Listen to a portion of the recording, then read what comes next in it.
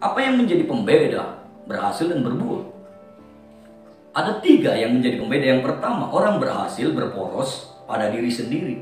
Yang penting aku dapat, yang penting untukku dan untukku.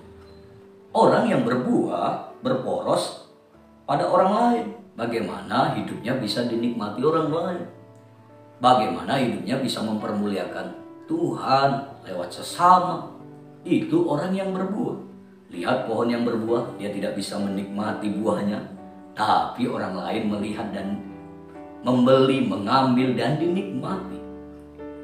Orang yang berhasil yang kedua senang dengan hal-hal instan. Makanya ada sebuah prinsip ATM, amati, tiru, modifikasi. Jadi orang yang berhasil itu senang dengan hal-hal instan. Tapi orang yang berbuah tidak menjauhi proses.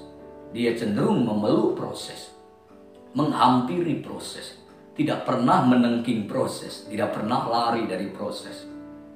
Yang ketiga, orang berhasil memakai kekuatan sendiri. Bahkan Alkitab ngomong terkutuk orang yang memakai kekuatan, mengandalkan kekuatan sendiri.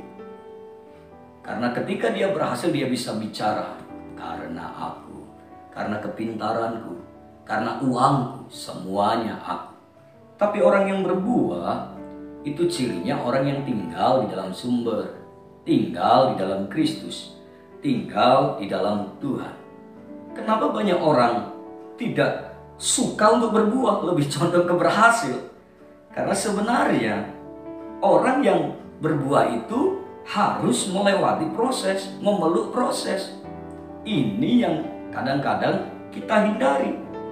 Karena itu kenyataan di dunia ini, dalam kehidupan kita ada 2 rangkaian dalam hidup ini. Yang pertama adalah event, yang kedua proses. Tidak ada event tanpa proses. Tidak ada proses, tidak akan ada event. Banyak orang suka event daripada proses. Mengapa? Karena event dirayakan, proses tidak. Event cepat, proses puluhan tahun. Jika kita tidak suka proses, maka pasti kita hanya suka event. Sebagai orang Kristen, cintailah proses lebih daripada event. Di balik proses selalu ada buah.